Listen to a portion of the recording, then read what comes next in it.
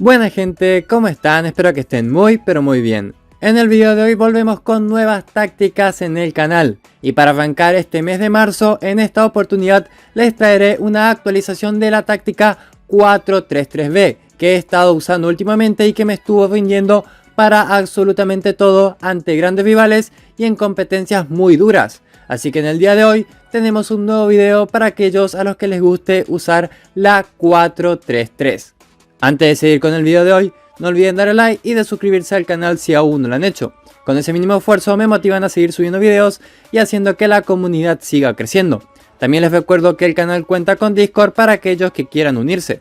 Para ingresar, solamente deben entrar en el enlace que se encuentra en el primer comentario.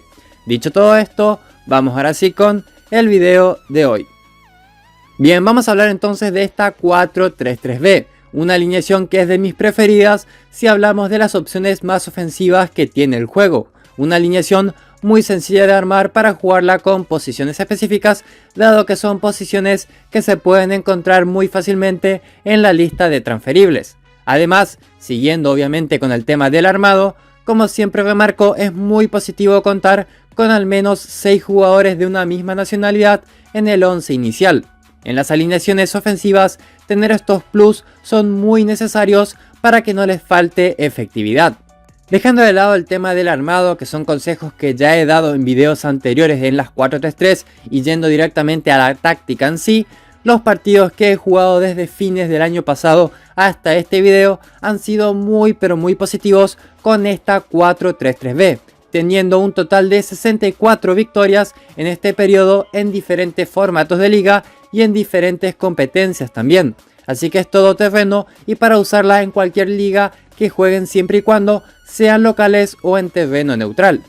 Esto se debe lógicamente a que es una táctica bastante ofensiva, más ideal para jugarla cuando seamos superiores en valor o para duelos parejos, igualmente siempre que seamos locales. Es una táctica que con esta alineación tiene muchísimo dominio, algo que luego verán en las estadísticas. En cuanto a los especialistas, siempre pero siempre es muy importante tener buenos especialistas para los duelos cerrados en donde no se pueda anotar de jugada. Como siempre aconsejo, generalmente es bueno que el capitán sea el más veterano del equipo.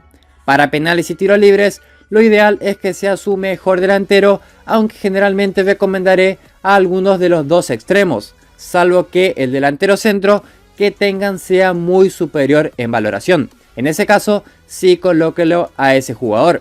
Y por último, para corners, lo ideal es que lo sea alguno de los CC o centrocampistas centrales que tengan. Como dije en otros videos, pueden probar con ambos CC y el que tenga mayores asistencias que quede como el especialista definido para ese rol.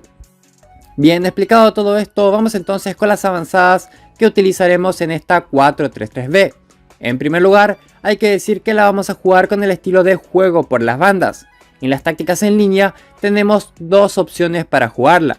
La que siempre o casi siempre es mejor utilizar porque es la más segura y confiable es la de apoyar los medios a la defensa. Esta opción la usaremos en la mayoría de los partidos, salvo para los duelos ante otras tácticas ofensivas como 4-3-3, 4-4-2 o 3-4-3, ya que ahí usaremos a todos en su posición. Así que recuerden este mínimo cambio para sus partidos.